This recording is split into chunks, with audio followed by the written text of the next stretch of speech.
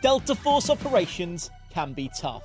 But in this video, I'm going to show you a budget build of the current meta gun that'll give you the edge when stacking up that cash.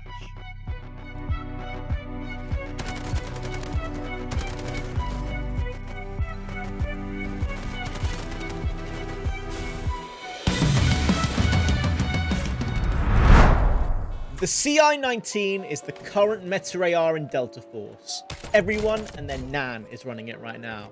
But how can you use the CI-19 without spending a bucket load? Let's take a closer look. This CI-19 build comes in under 200k and gives you insane control and stability without completely wrecking our handling and accuracy. Starting with the rails, we're focused on boosting stability. This helps reduce that slight screen shake you get when firing the gun. Even with great control, you still need to clearly see your target, so for this reason, all our rails will be the KC Hound. Next up is the short barrel. It's cheaper than the long barrel, but still gives us extra control, handling, and accuracy. Since operations, you don't really need that 35-meter range increase from the long barrel. This ends up being the better choice, and it saves us cash. Now for the gas block.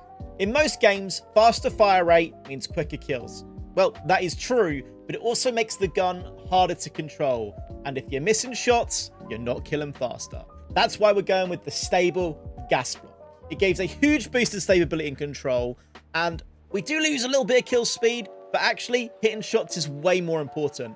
Plus, Delta Force doesn't show the full bonus of the horizontal control this attachment gives, so you're actually getting a hidden buff and making this gun so much easier to use without having to sacrifice not being able to shoot your target.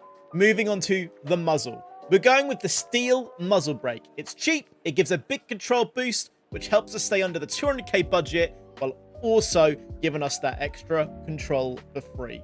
This gun is going to be a laser. For the grip, we'll use the K1 Elite Bevel foregrip. This is another budget-friendly option with great benefits. The boost to horizontal control and stability keeps that gun even more centered. For the stock, we'll take the practical tactical stock. Again, it's very affordable. It pushes our control up to 70 while keeping every other stat above 50, all while staying under 200k and being able to be a nice, friendly budget build. For the rear grip, we're going to go with new type sword heavy grip. This increases our control and stability once again, making this gun beam. We do lose a little bit of handling, but this comes in nice and cheap and gives us that nice boost what we need. Now, if we go into details, here's where you'll notice the recoil difference. The gun now stays much tighter and doesn't drift off to the right nearly as fast while looking at this image. For some reason, the default recoil image doesn't show the full mag, or the updated one does.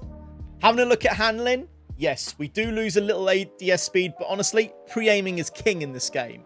And as you'll see later, accuracy stays high enough to hit fire enemies up close, making that tiny ADS advantage not really a problem, so this tiny handling nerf doesn't really matter for us. The stability buffs are a big deal too. You'll notice much better moving around and shooting, and we can now hold our breath for 38 seconds. On console, most of us have auto hold breath, so this is huge, and is one of the most important reasons we boost that stability stat with this gun. Moving over to accuracy, you can see we get a nice little buff with our hip fire spread and maximum firing spread while standing. So the accuracy buff is a nice one and lets us control up close fights very well. And remember, you can run whatever sight you like on this build. Personally, I prefer the 1.5 times scope, but you can change to whatever you want, whatever suits your kind of playstyle.